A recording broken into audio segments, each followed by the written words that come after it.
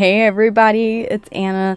So I wanted to hop on here and cleanse the space. If you guys have been wondering what this is, there you go.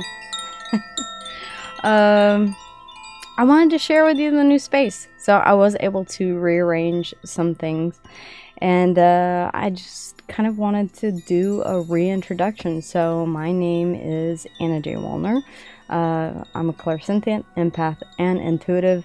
I read the energy that comes from the reading, from the cards, from the energy that I pull from the reading, and also receive downloads from Spirit Source and the Divine.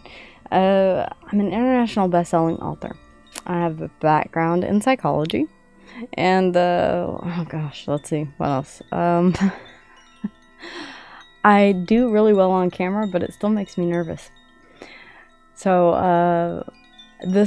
I'm still getting used to facing the camera. It's a lot easier whenever you're behind the camera because you don't have to worry about how dumb you look. With that being said, I'm dressed up at the moment. I won't be dressed up all the time. There are a lot of things that I like to bring into focus whenever we talk about other people's opinions, and it's because of this right here. And I used to do this all of the time, every single day. If you look at the Author Library Network, where I would interview people from New York Times bestsellers to international bestsellers to USA Today bestsellers. I would constantly have to be very dressed up and going on tour and doing book signings and being at conferences and doing things like that. It got very tiring. I was living for other people's validation and other people's view of me. And I realized that I wasn't being true to my authentic self. And whenever we do that, then it creates a bit of a bit of a distance between us and our purpose here on the planet. And it creates a bit of distance between us and Spirit Source and the Almighty Divine. And whenever I say that, I wanted to address some of the questions that you guys have been kind of alluding to or asking in the comments. Whenever I say Spirit Source, Most High Divine, Adonai, Elohim. Adonai and Elohim are the Aramaic and the Hebrew names for God. And so I always say whatever your higher power may be, but if you know Elohim, Adonai, then you know that that is an all-encompassing Spirit Source, Almighty Divine. Whatever your higher power may be, it is held within the encapsulation of Elohim, which is all that there is. So to kind of demystify that, a lot of people have asked, they mishear whenever I say it because I say it quite quickly. I also do voiceovers as well, so you'll see the studio mic here. Anything else? Let's see. So, I've had the question about my past and the things that I have been through. And it is quite an interesting story, and I'll spare you some of the details. But whenever I say that I have lived a life, I have indeed lived a life. Guys, I grew up in a narcissistic household. My mother being a Taurian, my father an Aries. So literally the Emperor and the Empress, all right? Taurus, Libra, Aries, Capricorn. Okay, the Emperor and the Empress. And that was my mom and dad. My mother was 17 whenever they got married. My father, 20. And so, yeah, it was one of those very... they've stayed together this entire time. It's about how you appear to the outside world And when they pushed me to do better, to succeed, to fit within this tiny box, and they gave me the keys to happiness, and it was this checklist, you know, of things that you need to do, and it really didn't sit well with me, and I figured out why later on, being on the spectrum and having an Aquarian moon, which all kind of plays into things. I'm also an INTJ, which is very forward thinking, very introverted.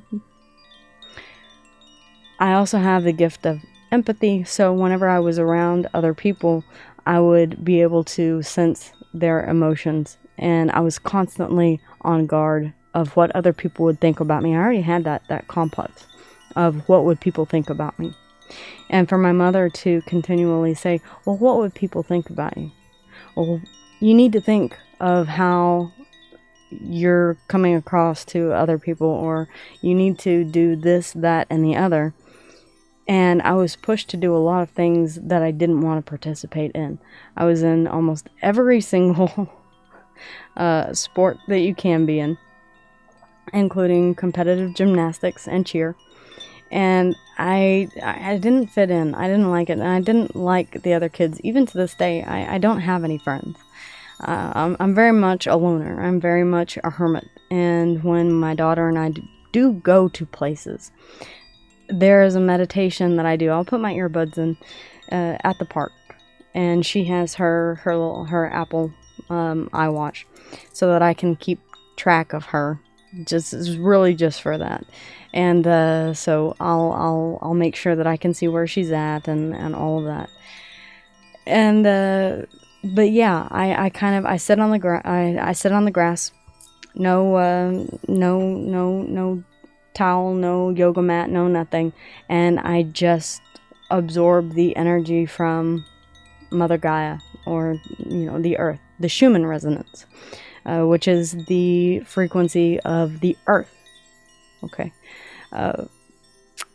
As earth signs, we do need to, and not just earth signs, but it's like I'm drawn to the water. I have very little water in my chart, but I feel very at home by the ocean, okay, by the water. I fish. I love to fish. I love to go to the beach. In fact, we just came back from the beach not very long ago. But yes, I'm very much to myself. When I had my first panic attack, I was 8 years old.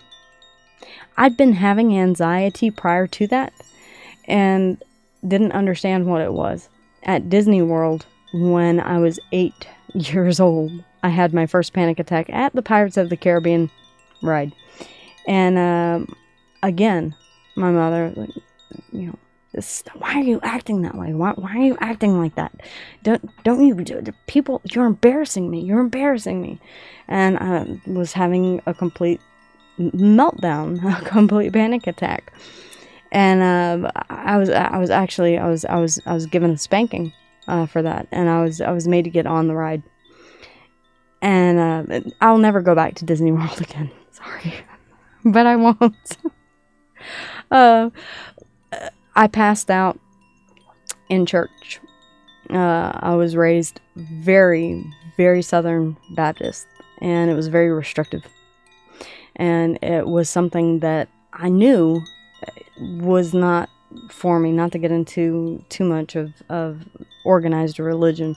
But me, I'm more of a faith-based individual, and faith and religion are two very different things. But I was at church and I was being asked to carry the collection plate. And of course, what I later figured out, that's one of the reasons why I did go into psychology, is to try and figure out, back in the 80s, when all of this was happening, panic attacks were not known of. They had me in for an ECT. They had me in for an EEG, right, which is all, an electroencephalogram. It's all for the brain. And they thought that I had a brain tumor. They thought I had temporal lobe epilepsy.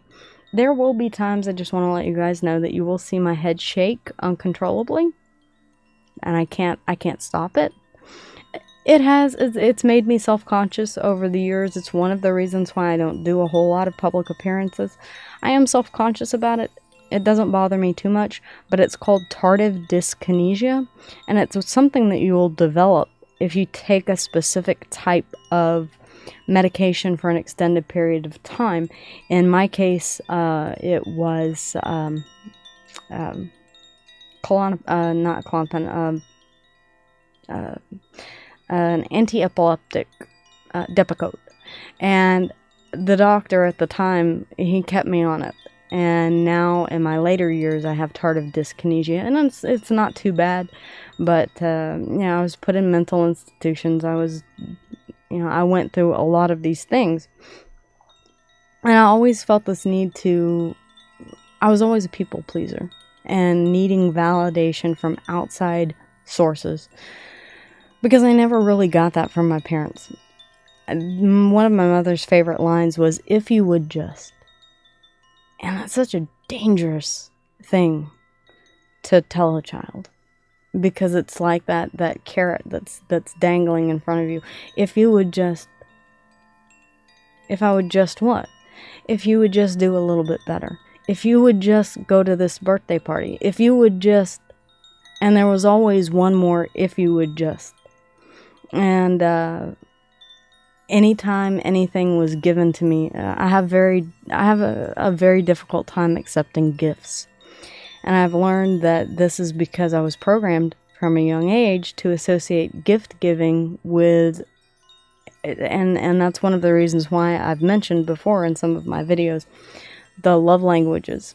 I think a lot of them are quite toxic.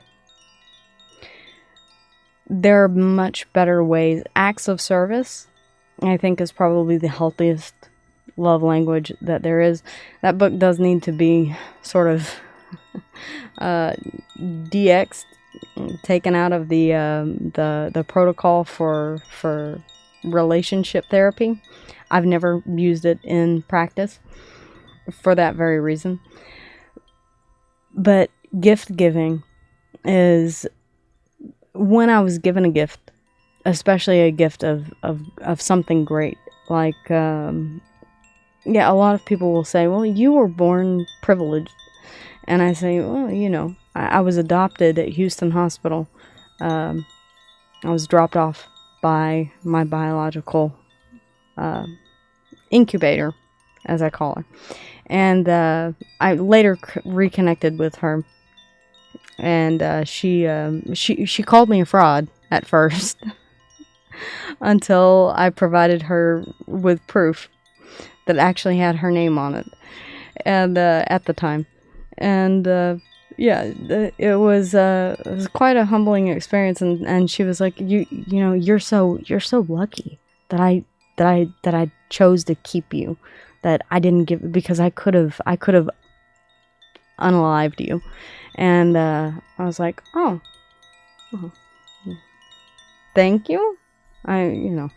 But people will say that I was privileged, and in a way I was. But that privilege, I've written about it in the Nymphetamine Girls. People don't realize that when you're born into a quote-unquote privileged household, there are so many expectations set of you to live up to the same standards that you were brought up to be. And I didn't really align with those. If you can't tell, I'm quite different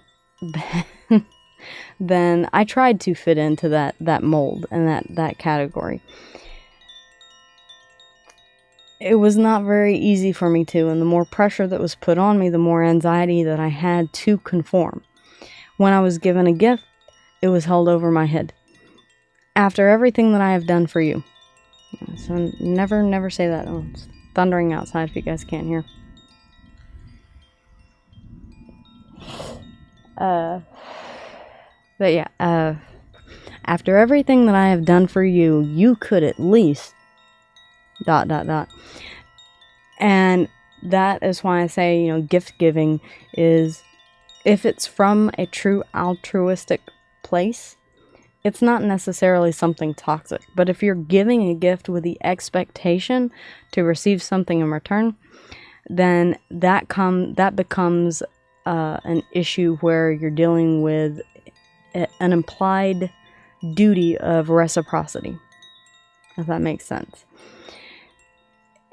And like, I was given a vehicle, okay, as a graduation present, and when I didn't do as my parents suggested that I do, or more honestly, demanded that I do, then my keys were taken from me.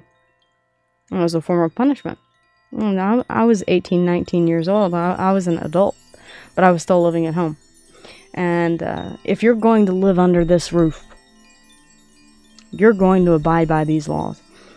It was very Emperor energy. And that's whenever you see that control come out. Whenever I talk about the Emperor can be controlling, because my father was that way, very much so. You have to go to college. Okay, absolutely. Now, I went to college and I studied business and I minored in psychology because I wanted to know the whys of, what was going on inside of my own mind space. I later figured out that my mother especially had narcissistic personality disorder. I hear that word thrown around a lot, especially in the spiritual community. And there are a lot of criteria that need to be met in order to be considered narcissistic personality disorder. Just as people have described me, or my father specifically, have described me as antisocial. I'm not antisocial. I am what you would call asocial, which is I can be social. I choose not to. And I was diagnosed as borderline personality disorder, which nowadays that's quite a scary thing. That's sociopathy, psychopathy is something that you would associate with that. And it's very so yeah, I had a lot of labels that were put on me. My sister, very much a Libra. You'll hear me reference that from time to time. She was naturally born. After I was adopted, my parents did become pregnant with my sister. And so she did follow, and rightly so. She already had that mindset. Looking back on it, even my mother's mother, showed signs of narcissistic personality disorder, although in her older years, it was more difficult it wasn't as noticeable. My mother would be what you would consider a covert narcissist, as would her mother. But my sister did follow those rules, and she did go to college to get her MRS degree, to become a stay-at-home mom, and have, live the life that my mother had lived. And that worked for her. And I'm not saying that it won't work for you. It's never been something that I necessarily pushed for or desired.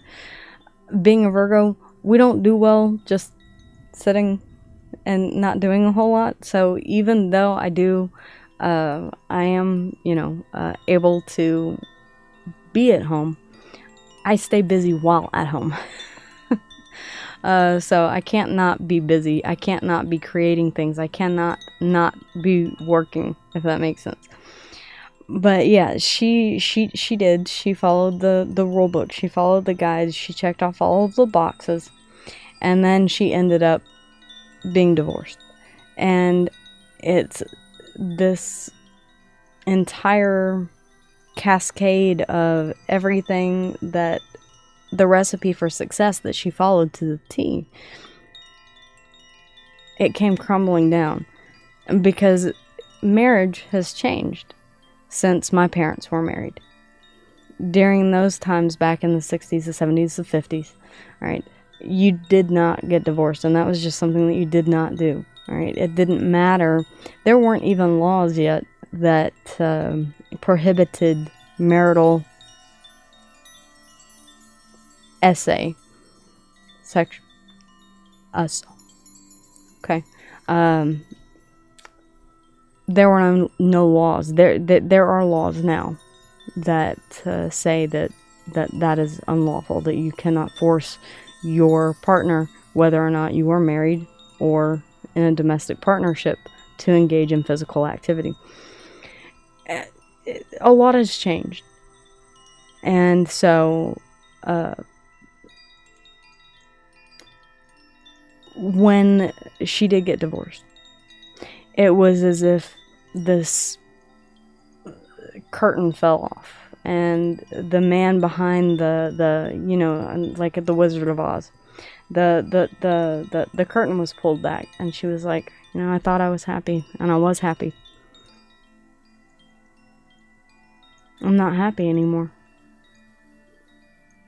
And I'm like, oh, I know. I'm like, you're going through a divorce. And she was like, no, you know, I just, it's not that. It's that I don't have an identity now. Because she was so wrapped up in that identity that she was a wife, mother. That was her role. That was her identity. It became who she was, just as it was who my mother was. Me, on the other hand, in my attempt to people please, I got myself into situations that were not conducive to healthy relationships. So when I was treated badly in a relationship, going back to, high school, my first long-term relationship was not pretty. Let's put it that way. My second relationship involved a lot of difficulties when he had a twin brother, and he had an accident that he knew might potentially happen. At any rate, my husband at the time, I was married, and it distraught him, as one would imagine. And it sparked this spiritual awakening inside of him to find meaning and purpose in life. Aquarian himself. And he went off on this huge tangent. He went off on this huge tangent. And I honestly was dealing with realizing the fact that I had been coping with alcohol for quite some time. And I didn't realize the signs and symptoms, even having that degree in psychology. I didn't realize that what I was doing was dangerous until I began experiencing withdrawal symptoms. And when I started experiencing not being able to go a day without having that coping mechanism. I say that to say that, yes, I am still in recovery. I will always be in recovery. People have asked, am I a friend of Bill W? And I do reference AA a lot. It was not something that, for me, worked. I do know the steps. I do know the practices behind it. It works for a lot of people. If you are struggling, I do highly recommend that you take a look and see if there is a local AA place that you can go and just talk to some people, because they are extremely, everyone, it makes you feel good knowing that there are other people that are, and that's one of the reasons why I do share things like this, is to show you that you can get through it and get to the other side of things. So the last relationship that I was in with my daughter's father, it was quite tumultuous, physically, emotionally, pretty much in every way that it could be. And I ended up being offered a free C-section at 6 months pregnant by him. Run, hide, fight is what they tell you in, I hope YouTube doesn't flag this video, but run, hide, fight is what they tell you in every self-defense class that you'll take. And I couldn't run because he wouldn't let me. Every time that I attempted to, he would grab me and throw me to the floor.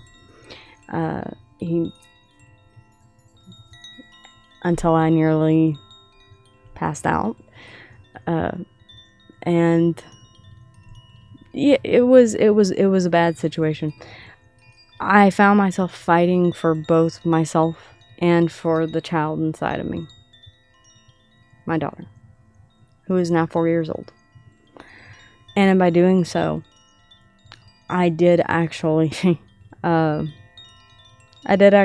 to render him unconscious so that I could escape the situation and call for help. How the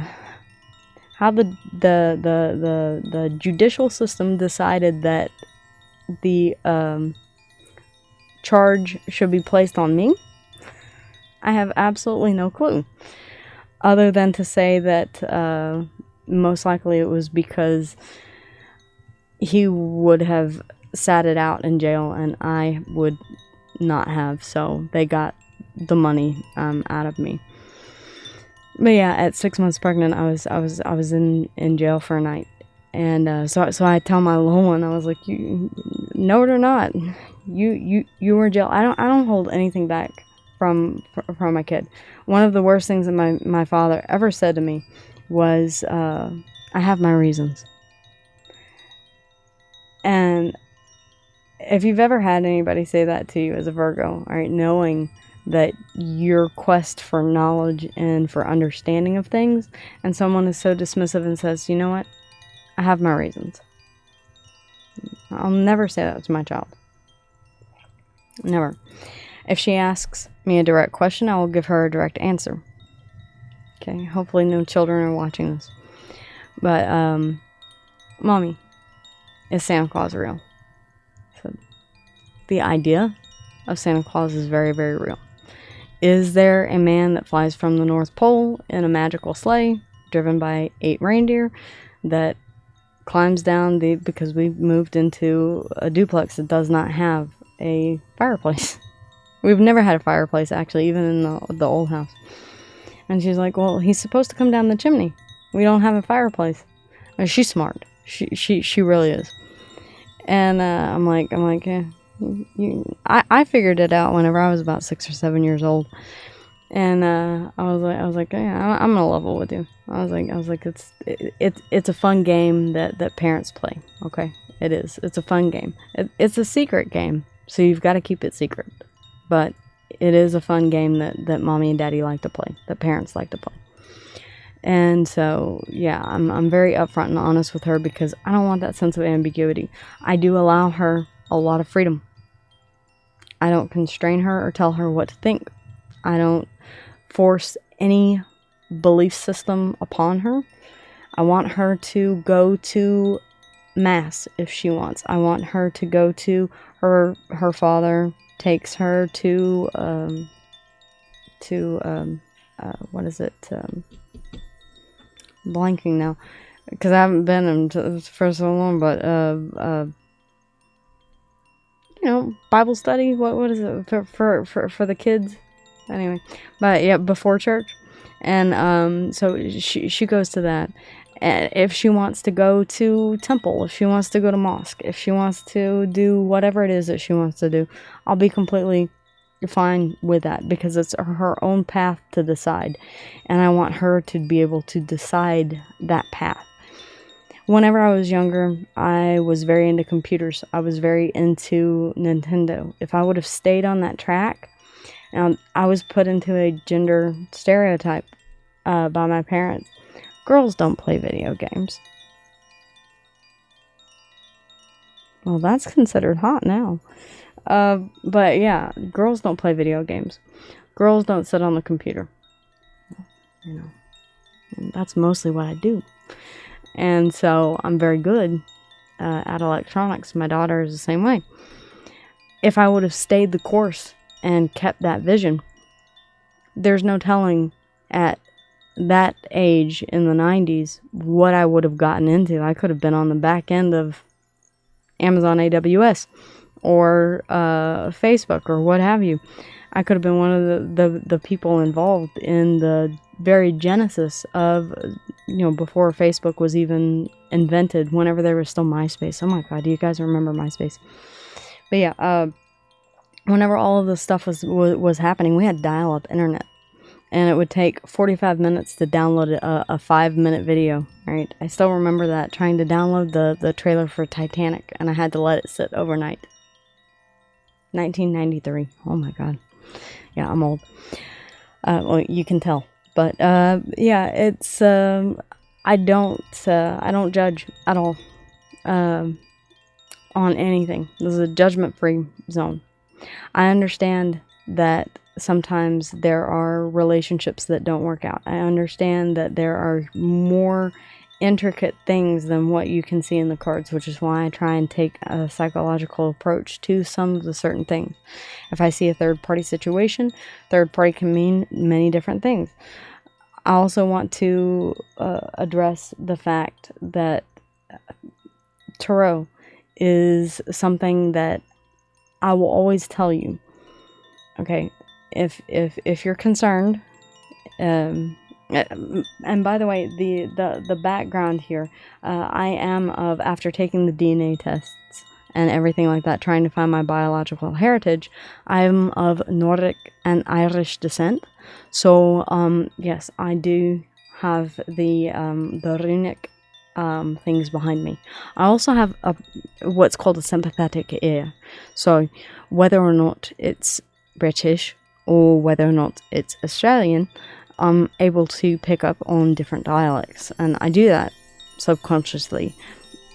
I don't know why my brain is programmed that way. That's something that is more neurological than it is psychological. But yeah, you'll hear me switch from time to time, and it really is, it's kind of funny to be able to do that. But yeah, I don't necessarily sorry. I've heard people say that reading tarot is a sin, and I've looked into that. All right, there's a lot of things. My Aquarian Moon, it sparks up a lot. So I do look into not only the God particle theory, the element of physics, and the twin flame dynamic of what is called quantum entanglement, where energetic pull between two individuals, the possibility of starseed families, and the agreeing to this contract to experience the things that we have here on Earth.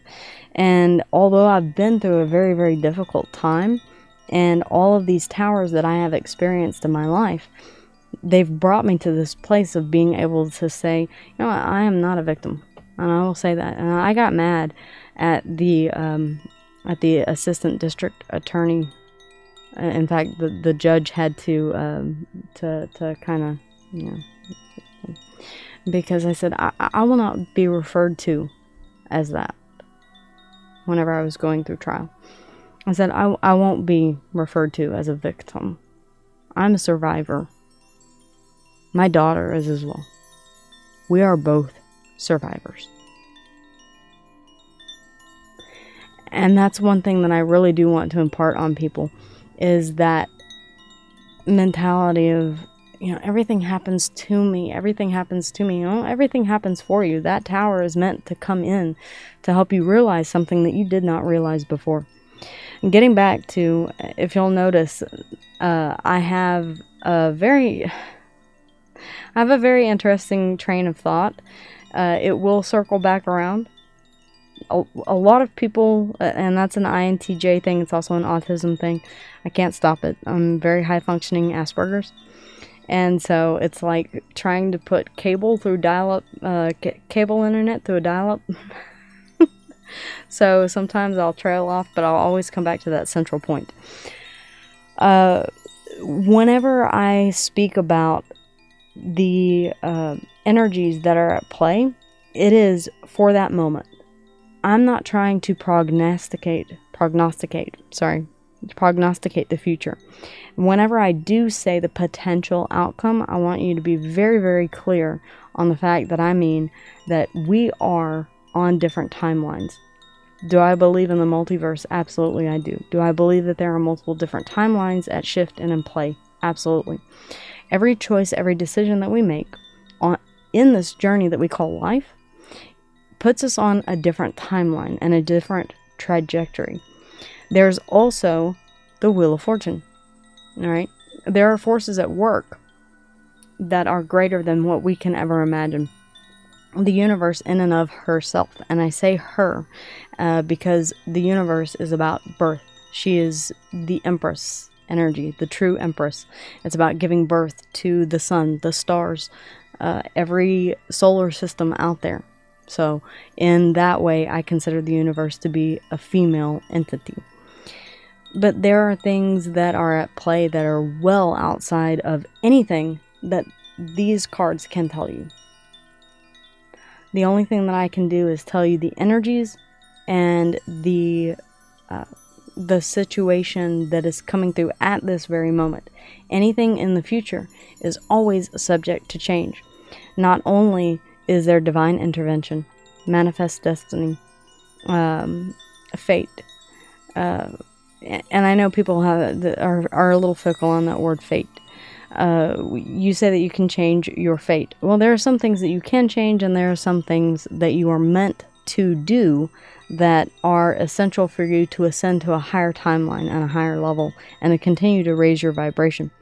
So if you choose that higher level, if you choose that different path, okay, then it will take you down a different path than what I see in the cards. Half of the collective will take one route, half of the collective will take another route, or half of the Virgo watchers, we'll get into that one in a minute, will take one route and half will take the other route.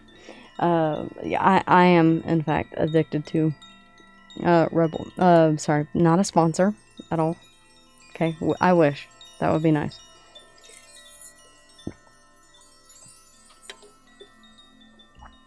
But yes, we're able to determine what path. We all have free will. We all have the power of choice.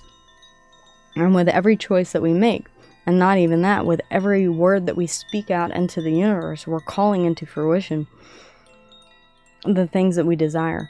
And we're manifesting at any given moment, on any given day. The words that I'm speaking right now are bringing forth a manifestation. Whenever I spoke earlier and I referenced how me and my partner came to know each other, it's really, really odd because I wrote a book and it's called Oleander Oasis. I'll go ahead and tell you the name of it. I'm not trying to get you to read it or anything. Don't even buy it, okay? I gave out free codes for audiobooks a while back. But it's the story of a mother and a daughter who escape a toxic environment, sell their house, pack up, and just move. And they meet this man, Paul, and his brother Jake.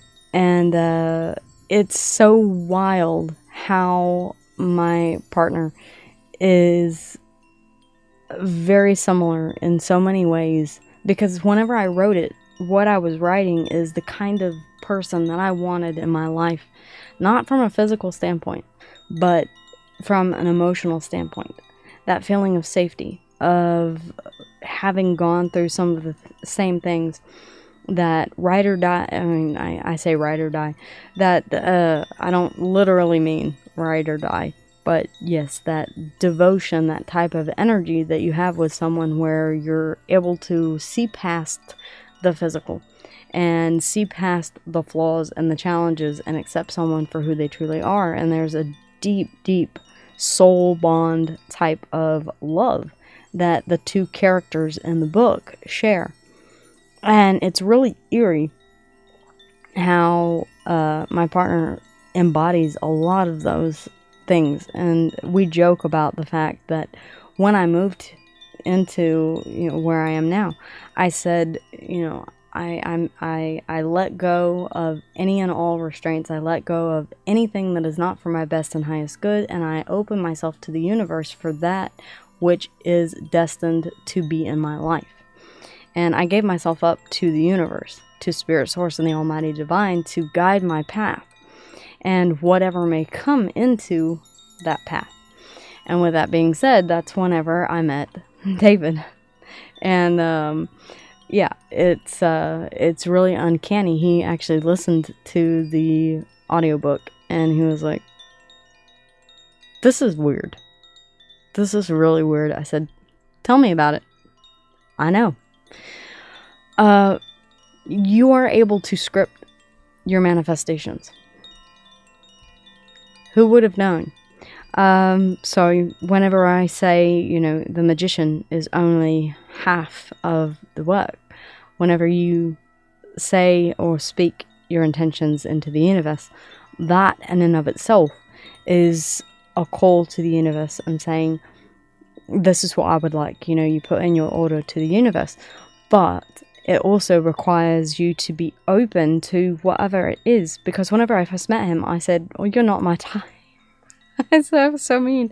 I was like, "You're not my type." You're not my type at all. And on a physical level, it not. And that's not, honey, you know I love you. That's you probably won't even watch this, but it was something much deeper than that. And I felt it instantly whenever we first, I mean, I came out, no makeup, sweats, to make a point.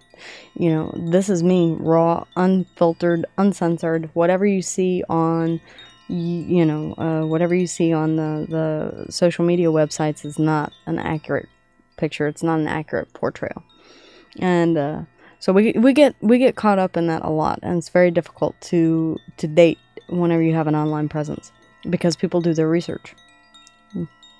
And yeah, I was like, this is, he's like, you're not what I expected. And I'm like, oh, is that a good thing or a bad thing? Like, oh no, I mean, it's a good thing. It's a good thing. And I'm like, then just get to know me. And I would like to think that my personality is the thing that won him over. You know, maybe I'm being a little more optimistic or giving myself more credit than I should. But yeah. So that's how that all came about. I've had someone ask me that. But yeah, you just never know what it is. So my intention here is not to tell you what will happen, because I can never, without a shadow of a doubt, tell you what tomorrow will bring. I cannot tell you what it is that you and your partner will experience, what the outcome will be. I can tell you that if you stay on the trajectory that you are currently on, as the energies are progressing naturally, what the potential outcome could be. Now, I don't want people to get caught up in that, because it may or may not happen. There are forces outside of our control at all times. All right. Just the other day, we were getting ready to go on vacation, and I had gone to a job interview, and on the way back, I picked up a nail. And it wasn't even a nail. This motherfucker was like a bolt. I mean, this thing, it was huge. It was a fucking hex nut. All right, you had to have, you had to have a ratchet set. Must have fallen off someone's work truck. But all of a sudden, I lost 5 pounds of pressure in one tire. Just, boom, just like that. And I barely rolled into, if I hadn't have hit that speed bump to dislodge the tire, then the alarm on the car would not have gone off to let me know that I had a low tire. And so I was able to pull into the bay at that time. That affected me being able to get to the house, all right, at a specific time, which may have helped me to avoid a car accident. which then may have saved my life, which may have saved someone else's life. Ipso facto, there is absolutely no way for you to know with 100% certainty, no matter how many cards I pull, no matter how many readings that you watch. And this is not to try and dissuade you at all from watching the readings. They are for entertainment purposes. They are for, I am reading the energy that is currently happening right now. Whether or not it is the energy that you are currently feeling, that's for you to decide. That's completely up to you to decide. All right? I cannot say whether or not this is or is not your reading. What I will tell you is that if you look at your birth chart, okay, and a lot of people, they love to see it. You guys, I know you do. I'm not being mean. I'm not calling you out, but the signs here, okay, and what you're thinking of and what you're looking at is your person's sun sign. And most people say, okay, well, you've got Libra here, you've got Scorpio, you've got Taurus, all right, there's Virgo, Gemini, and then we have some Leo, Capricorn over here as well. And then you say, well, my person is a Sagittarius. And I'm like, okay, but maybe they have a Virgo Rising, or a Leo Moon, or a Capricorn Venus. And so unless you look up your person's chart. And another thing is that whenever I do all of the 12 signs, that's a lot of times to give you. Okay, I know everyone wants to say, well, I'm Virgo. I'm a Virgo. And I really don't like that you do all 12 signs. I don't like the collective readings. You guys are 90-something% of the collective. Okay, so I'm picking up on your energy.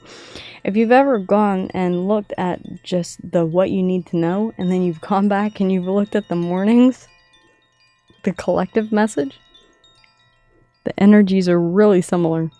Really similar. Almost the same storyline. Okay? Alright, I think there was one day where all three, we did the nightly reflections, we did the what was it, the weekend, the collective, and the strictly Virgo. And it was the same exact message for the entire, for every single one. And I was like, okay, so with that in mind, do watch your sun, your moon, your rising, and your Venus. Your sun is your base personality. Your rising is who you project yourself to be. Okay, it also has to do with your how you feel in the morning, your descendant. Your north node is how you feel in the morning. That's also your soul's purpose, your soul's journey, your manifest destiny. Whatever the case may be, it can help you to give an idea. There's also your Jupiter placement. There's your Saturn placement. Now, these are not houses. And I had this question before. And it's not to call anyone out at all. It's just to educate. But there are different houses. So when I talk about the astrology and I say, well, right now we have, Mercury retrograde. Now, for me being a Virgo Sun and a Virgo Rising, it does affect me quite prolifically. Alright, I feel it pretty strong. For those of you who are a Virgo Sun and maybe an Aquarius Rising, wouldn't affect you as much, okay, because of different ruling planets. So whenever you look at astrology and not tarot, then you're going to be wanting to know your rising sign. And the reason is that most of the energy that you'll be feeling from the eclipse, all right, some of you may have felt that eclipse really, really strong. And you didn't understand why until you looked at your neonatal birth chart and you said, oh, shit, I'm a Scorpio rising. And this is taking place in Scorpio. Oh my God, no wonder I have no energy. No wonder I feel like a train just hit me. And so it's really important for you to know your rising sign. With that being said, if you look at your birth chart, you have almost every single zodiac. From Aries through Pisces in some house in your birth chart. Let me go ahead and say that again. You have every single sign in some house ruled by some planet, all right, in your birth chart. Nearly, maybe not every single one, maybe not all 12. All right, but you have most of them. Your person does as well. So it's more about the message that is coming through. In the very beginning, I didn't even call out zodiac signs because me as an individual, the way that I was taught to read, the way that I have always read, and that's changed a little bit since I first started. But the way that I have always read is with the energies that are coming out through the cards and the way that I feel the energy coming off of the cards. And one card next to another card has a completely different meaning. Say if I see the Magician next to the Devil, all right, then that gives me a strong indication that there may be something foul afoot, right? Okay. If I see the Five of Swords with the Seven of Swords, then I'm more apt to go with trickery, theft, deception, mind games. And then if I were to see the Seven of Swords with, say, the Four of Wands or the Lovers, then I would say, okay, well, then I have to concede that this could be a tactical move, especially if the rest of the cards are saying, hey, you've got a potential reconciliation here. Then I'll say, this person is being very strategic, because the Seven of Swords, he does have the Five Swords in one hand, which is about winning at all costs, by the way. It can be about winning at all costs. It does not have to be about mind games. It can be about winning at all costs. It can be about gossip. It can be about slander. It can be about conflict. All right. Just as the Seven of Wands can be about pushing back against something or standing up and fighting for something. The same as the Four of Cups can be about turning away a particular emotion, or it can be about being dissatisfied with what is being offered or feeling as if you missed out on an opportunity because you didn't accept it when it was offered. The same with the Eight of Cups. All right, you're either walking away from something that no longer serves you, or you're walking toward, if the Two of Cups is out here. So it all depends on the way that the cards are here. So that's the energy that comes from the card. So whenever you hear me say that, you'll say, well, yesterday the Seven of Swords meant something completely different. Well, that's because the other cards were completely different. So that's why. But yeah, it's more about the message than it is anything else. And so I'll give you the zodiac signs. Just know that most likely you have each and every one in your chart already. Okay, guys? So don't get too fixated on those. If it resonates with you, that's all that matters. Okay, then the message is coming through. And with that being said, I am a light worker. I am a messenger light worker. So my job here, my calling on this planet, is to let you know, to spread the message from Spirit Source and the Almighty Divine, as is to the best of my ability. When I would write, there would sometimes be an idea that would come to me just out of nowhere. When I was driving, when I was whatever. And I always, this was before I had my spiritual awakening. And it was, I was like, oh my, yeah, I mean, that would make a good, ooh. And then it almost played out before me like a movie. Spirit was showing me. I didn't realize it at the time. But Spirit was showing me exactly what needed to be written. And I look back on it and I say, that was a message. Because the Nymphetamine Girls, it's quite dark, and I would not recommend it to anyone it's a tough book. and it is full of a lot of adult themes. But it deals with a lot of very difficult triggering subjects, and it has to do with mental health. And there have been so many people that have come to me and said, I'm so grateful that you wrote this book because I don't feel alone. And I want you to know that you are not alone. Whatever it is that you have been through,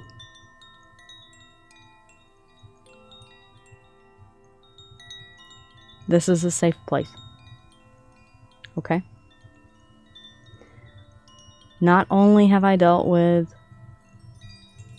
eating issues, I can't say the ED, okay?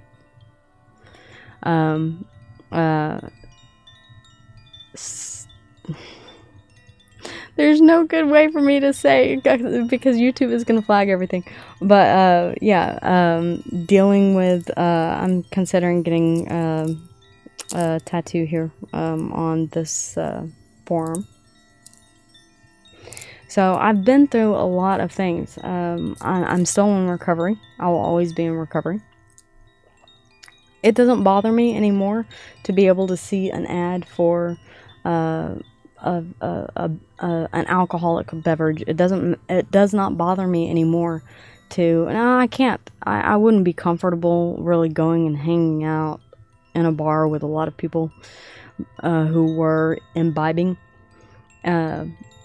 But I can go sit in the bar to eat if there's no tables available, and it's just me, and I'm on lunch or whatever the case may be, and I'm like, oh, I'm just gonna go sit in the bar.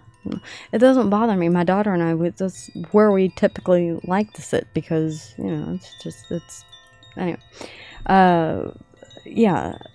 So it doesn't bother me, but I do have to deal with the cravings. So day by day, hour by hour. And there are some days whenever they are worse, and there are some days whenever they are better.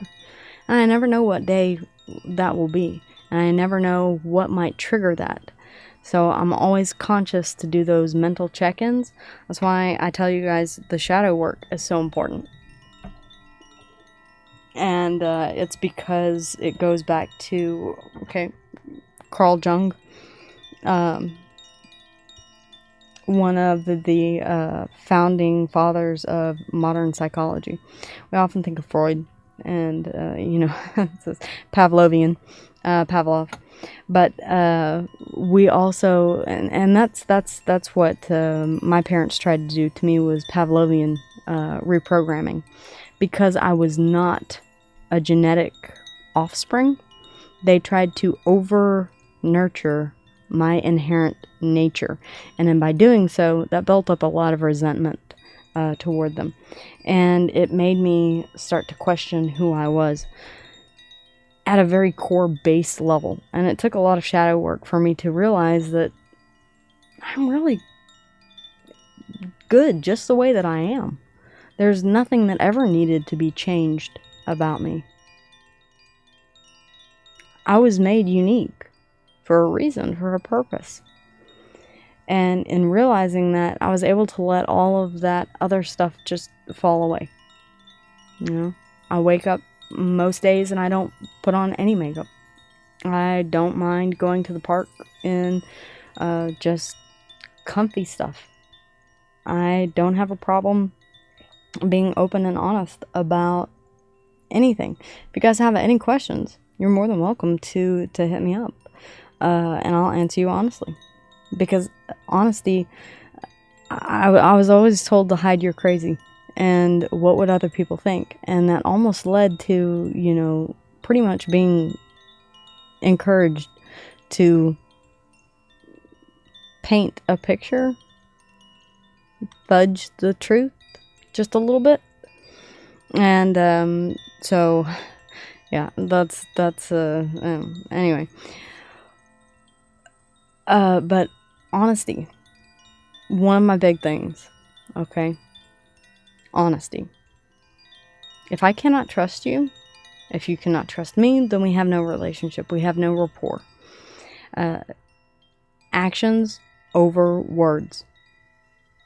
I can sit here and tell you all day long Okay? But if I'm not willing to do the work myself, like the shadow work that I have done, and that is integrating both the light and the dark. We need both the light and the dark. Okay, there is something to be said for that dark feminine energy and the dark masculine energy and the light feminine energy. It's not always going to be sunshine, rainbows, butterflies, and unicorn skittle parts. Okay, it's just not. There really fucking isn't. You're going to have your shit ass days. Okay, and you can either say to yourself, oh my god, this is gonna kill me, oh my god, I can't do this, I can't do this, I can't do this, and it spirals. Or you can sit there and say, okay, alright, I've been through something similar like this in the past. I worked through it. I can work through this. And that's where that survivor attitude comes in at. And I'm grateful for every single tower that has come my way. Every tower that I've had to work through. And all of the darkness that I have had to trudge through, because now, whenever I see the light, it is so very, very bright. And it's so very, very vivid, and I'm able to tell the difference. And whenever I get into a situation, I'm able to listen to my intuition a lot better than I ever have been before. Whenever I get into a situation, I do a feelings inventory. Okay? How is this making me feel? Do I feel comfortable or uncomfortable? And believe me, if I'm at a party or if I'm at an event that I don't feel comfortable at, my happy ass will not even offer an explanation. I will just get the fuck up and walk out the door. Some might see that as being rude, but for me, I don't belong there, okay? And I'm not going to continually put myself in a situation where I don't belong and I don't feel comfortable, because that's doing me a disservice. And ultimately, you have to, without being prideful. Now, if it's your kid's birthday and you're annoyed, trust me, I got one of those coming up here in Leo season. But if it's your kid's birthday and you're annoyed and the other parents are pissing you off and just, oh my god, you're gonna have to stick it out. You're gonna have to weather the storm, and it's knowing how to weather that storm without being inauthentic. Still staying true to who you are, but just taking that high road. But there are times whenever, you have to do things that you don't want to do. But there are times whenever you can take that too far and you can say, well, it's all about me. If I don't feel comfortable in this relationship, if I'm not getting what I want from this relationship, then I'm just leaving this relationship. No, it's not just about you, and it's not just about the other person. It's about both of you together. So in that respect, relationships can become toxic because of ego, because of pride, and because of other things like that. If we're constantly chasing that validation from outside sources, or if we're constantly needing to say, well, I'm the one who's right, I'm the one who rules the roost, I'm the one, well, you know what? You rule the roost today, I'll rule the roost tomorrow. All right? Perhaps we rule together. All right? That's the ideal situation. It doesn't always happen that way. There are some times whenever you have an issue where you need to compromise. 'Tis better to bend than to break. Right? So, when faced with the option of completely ending something out of pride, and boy, have people done this to me so many times in the past. I can't even tell you, can't even describe. But I call it getting your ass up over your head. Okay, and I'll be right there with that pen to pop that balloon and get the helium out. All right, so that you can get your ass back where it needs to be. All right, 3 feet below your head. Just saying. Because it doesn't do anyone any good to have an inflated ego. At all. Can you be proud of your accomplishments? Absolutely. You should be. Take pride in the things that you have accomplished. But it doesn't define you, and it doesn't make you any better than anyone else. In the same way that having money does not. And the Ten of Pentacles, I talk about that a lot. having grown up in a household where money was almost idolized, and you should be reaching, you should. I try and avoid that word as much as I can, and I'm slowly weaning it out of my vocabulary, but you should want this. Who says? Just because you do, I should? It doesn't work that way. I don't want that. Well, there must be something wrong with you. Well, no, I don't see it like that. My idea of the 10 of Pentacles is the tree of life. It's being able to support you and the ones that you love comfortably. That's my 10 of Pentacles. For Bill Gates, for someone else out there, you know, the 10 of Pentacles might be making $3 million a month. I'm over exaggerating for effect, but yeah, it's as long as you hit your 10 of Pentacles, it's going to be different for every person, because I look at my life and I say, you know, do I have what, you know, Joe Bob Susan over here has? No, I don't. But you know what? Carol Lynn Jane over here is saying, boy, it sure would be nice to have what Anna has. And I have to think like that. You know, there are a lot of things that that I have that I try not to take for granted. If you look around and you say, well, what am I grateful for? And you can't think of anything, that is a big problem. Because even just having running water, a lot of times, having electricity. How many times have you had the electricity go out due to a bad storm and you're like, oh my God, everything in the refrigerator, I can't make toast, I can't do anything, I can't watch TV, and you're like, boy, I didn't realize how grateful I was to have electricity until it was gone. And sometimes that's why we need a tower, is to remove something from our life for a period of time that we weren't appreciating to begin with. So let's say that you did have a job where you were making $3 million a month and you didn't appreciate it. And you were saying, well, I can always do better, or I can always do more. You could always do worse. And Spirit Source and the Almighty Divine may come in and say, we'll show you what that's like, so that you can appreciate what you didn't appreciate before. Okay? So those towers do happen for us, not to us. So it's important that we kind of reframe that mindset.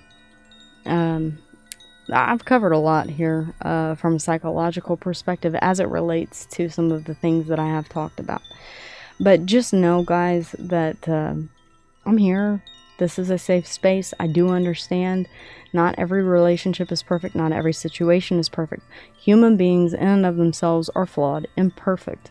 No one can be or expect things to be perfect all of the time. And so I'm never going to pass judgment if you're in a marriage that is not working and you are in a third party. There for a while, I was in a third party relationship because I was in the process of getting divorced while being with someone else who I'm still with. And so I understand that there are extenuating circumstances. All right? Not everyone's situation is going to be black and white. And there are a lot of shades of gray in between there. I mean, good God, if we want to go on the spectrum of colors, then we're talking about RGB, and I mean, that gets into digital graphics, and I don't have the bandwidth to go there right now. But yeah, there's pretty much every single color that you can think of. In fact, some of them are copyrighted. Okay. Anyways, I just kind of wanted to come on here and address some things, see how you guys like the space, if there's anything that I can do differently. The reason that I chose to stay, I may end up moving out into the other area. It's just that the microphone, if you know, all of this back here that's all sound paneling, right? And it's to reduce the echo in the room. So I'm able to do both voiceovers, voice acting, and the readings, and have a really high quality audio at the same time.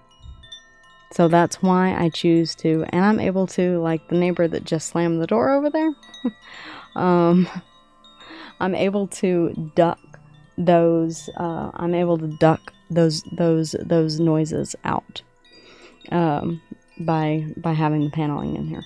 So that's why I've chosen to stay here in this room and not to go out there. But I may, just let me know your thoughts, guys. I'd be really, really interested to know what you guys think. And if you made it this far, God, you're a trooper. Love you guys so much. As always, I appreciate each and every one of you. Don't think that I don't. But yeah, I'm gonna do my best. I was writing and working a full-time job in the 3D while being pregnant and staying up all at the same time, okay? So if I can do that, then I can do the readings on a daily basis and still get them out, but they may be one a day. I may not be able to split them between the collective and Virgo. So just know that the collective is mostly Virgo. So even whenever I do split them up, they end up pretty much the same. It's like one is a continuation of the one that I did that morning. And I'm like, what is the point?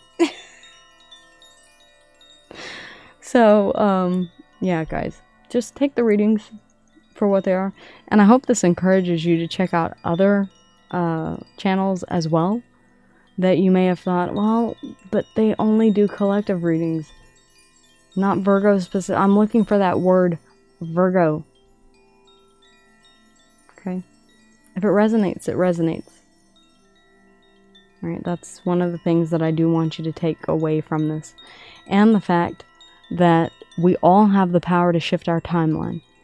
So if you ever see a reading from this channel or from any other channel, if you ever see a reading that you say, oh my gosh, that scares you or it freaks you out, just know that by changing your thought process or changing the words that you speak or manifesting something differently or changing an action or the way that you go about the situation, you do have the ability to change the outcome within reason. Right? Again, remember, there's there's the big boss up there, right? Spirit source and the Almighty Divine, the universe herself, whatever you consider your higher power to be, who is ultimately running the entire show. So there are some things that you cannot get out of, okay? Sorry. But as far as some of the other things, whenever it comes to love, relationships, etc., money, job, career, finance, and the other thing is, the messages that come through from Spirit, okay, from the universe, I can't control what they are. I can try and turn them into a love message. I can try and turn them into a new person. I can try and turn them into a person from the past. But what comes out, comes out. Okay? So, don't get mad at me. I can't control it. It's not love every single day. Sometimes it's career and finance. It's the message that Spirit wants to bring forth. Just like I've written, my publicist got so mad at me. I was like, you just need to stick with one genre. And I was like, I can't be a genre writer. I'm a multi-genre writer. I am, because the different messages that need to come through And I even wrote about twin flames in a book way back. Anam, okay, which is Gaelic for twin soul or soulmate or what have you. And it's in one of my books. And I actually wrote about it before I began going on my own twin flame journey. So, if that's not an indication of Spirit Source and the Almighty Divine working behind the scenes, there are too many things in my life that whenever I objectively pull back and look at through an objective lens, I say that was all part of a bigger plan. It really was. I mean, the way that everything spiraled together, as I say before, you know, you have enough pivotal moments in your life that are like small stones that are dropped into a very, very large pond.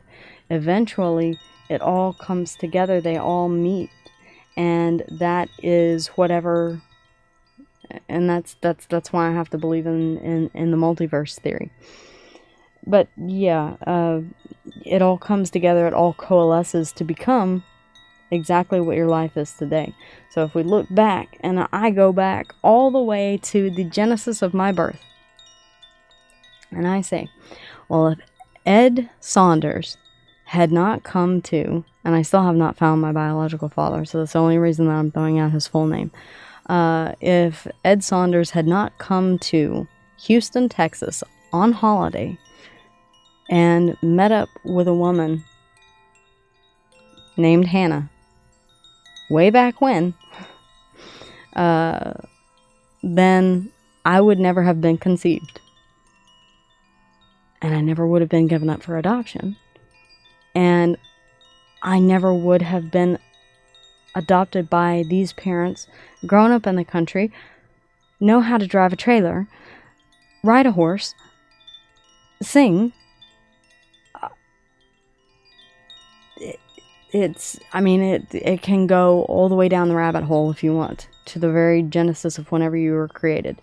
So I say that to say that we never know where life is going to lead us. We just have to trust that we're being led where we need to go.